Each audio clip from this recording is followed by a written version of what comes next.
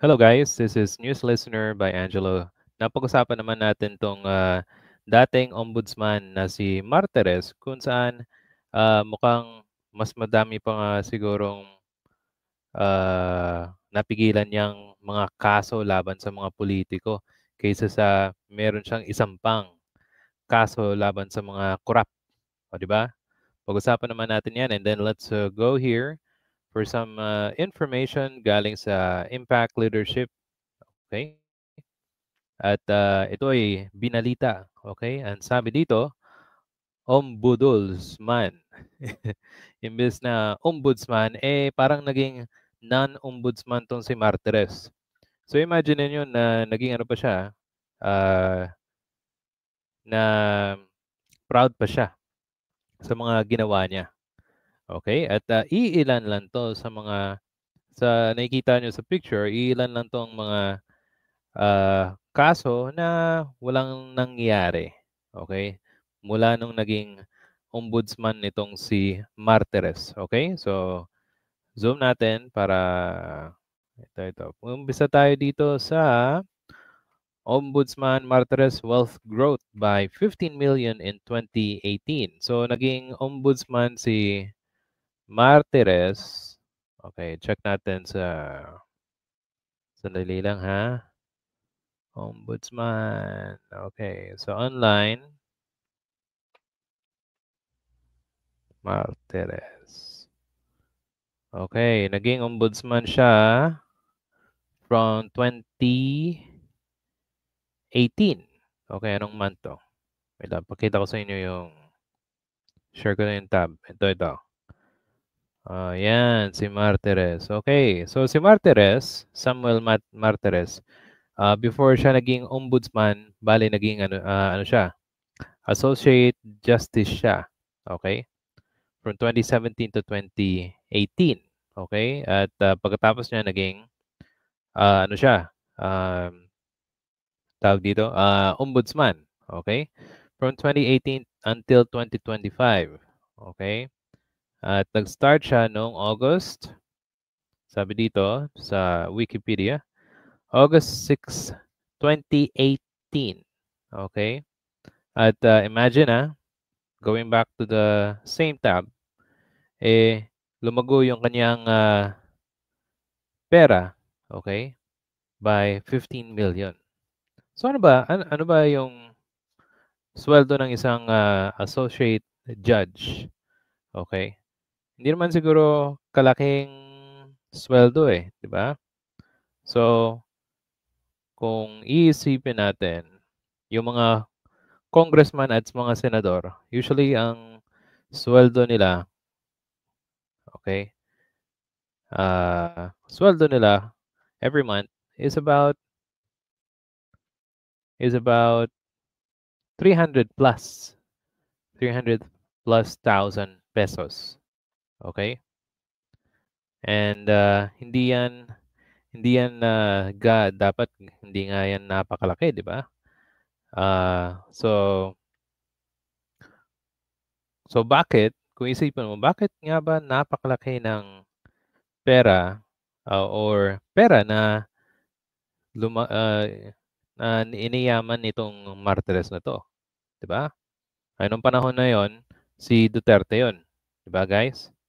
Okay, so we don't know exactly how much, pero yung salary nila, definitely it won't be that big. Pero, di ba? Ang laking perang, ang laking pag-jump ng pera niya. Di ba? Imagine niyo yan.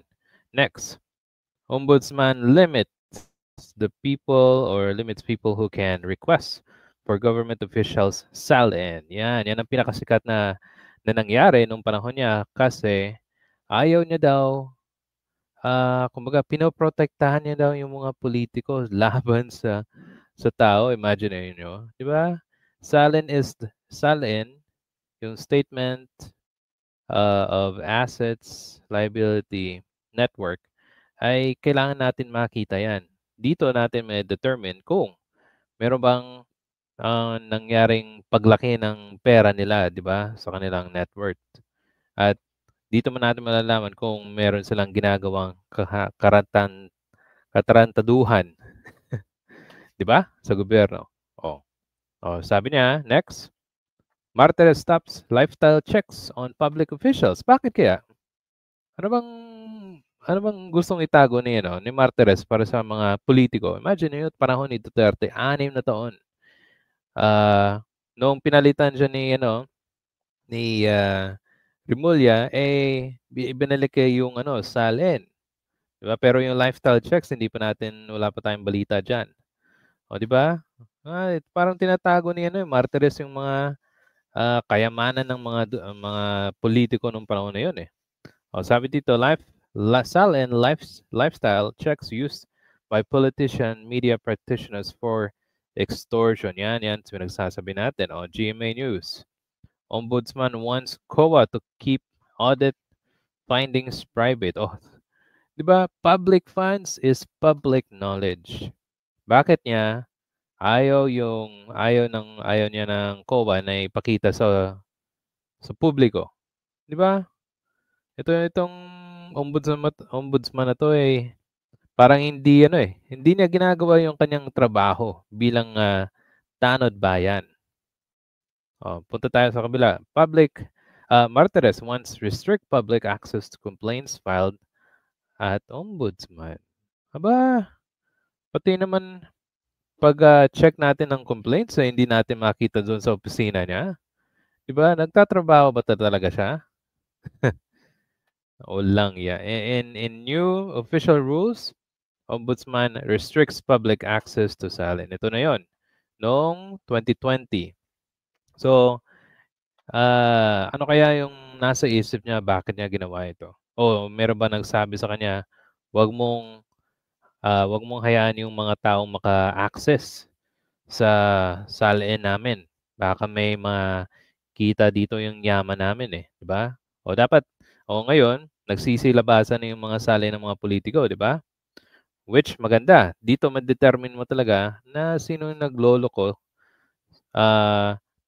sa kanilang yaman. Okay? Next, wait. Nawala. Wait lang, ayan, yan. Okay.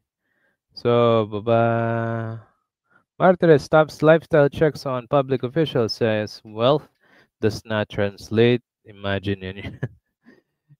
Para tayong ginagago ng harapan, 'no? 'Di ba?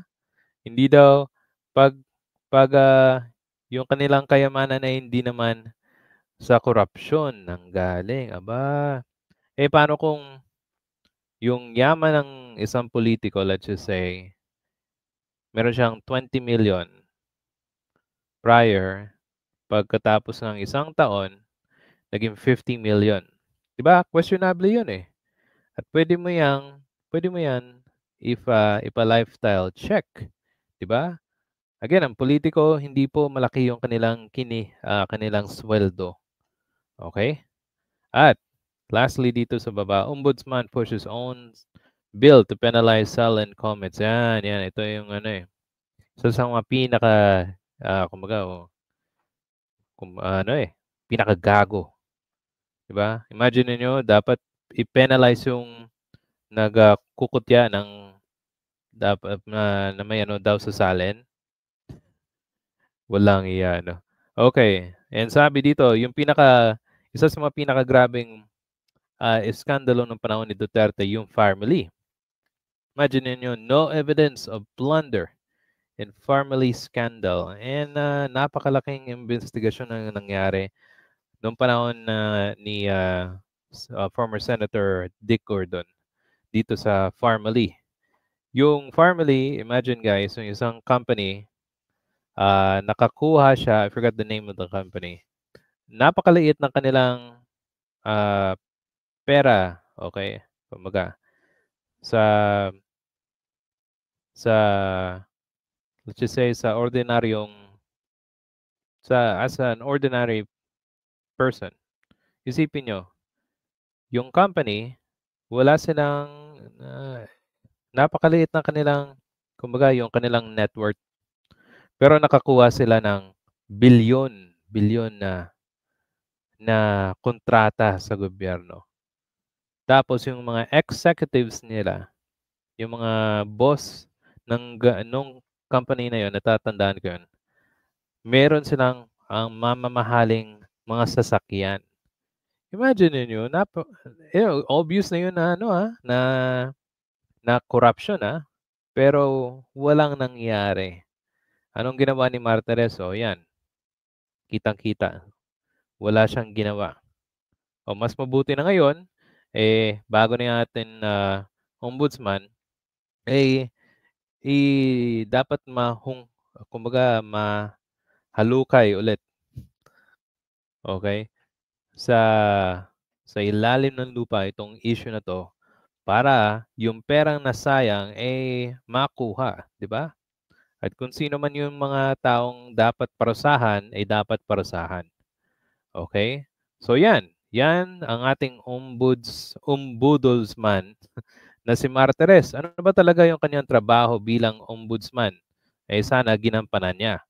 Okay, pakita ko sa inyo guys. Share ko another tab. Ito. Anong meaning ni... Wait lang pala. Okay. Sige.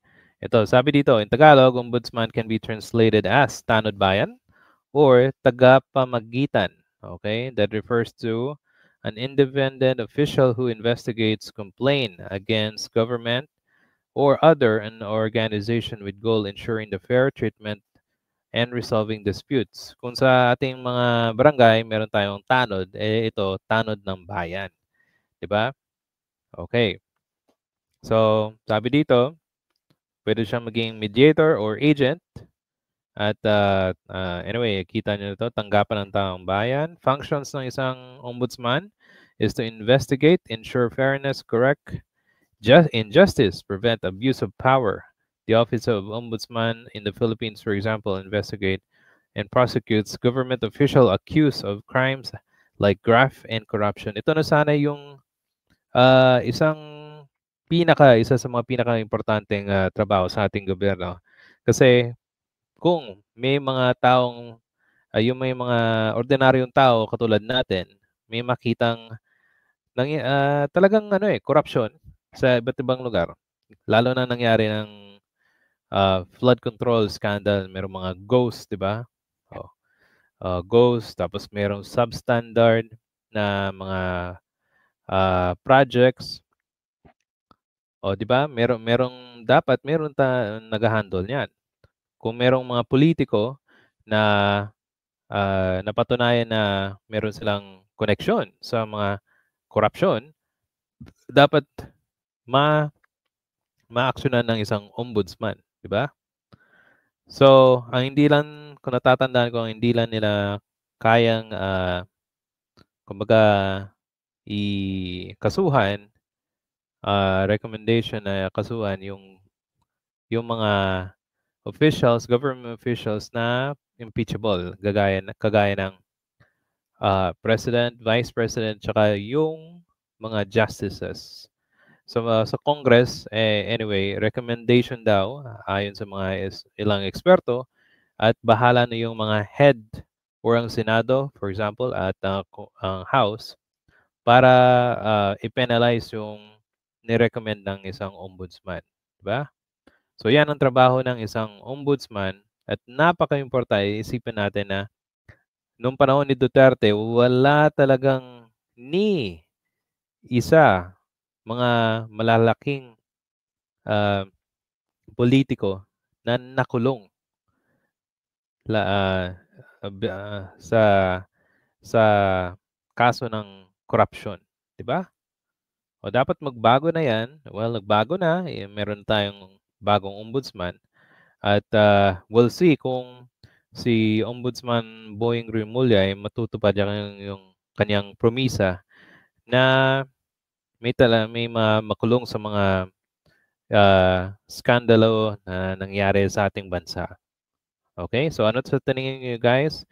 Kung meron po kayong comments sa ating video, please type down in our comment section and please like and subscribe and I'll see you sa susunod po na video. Salamat po.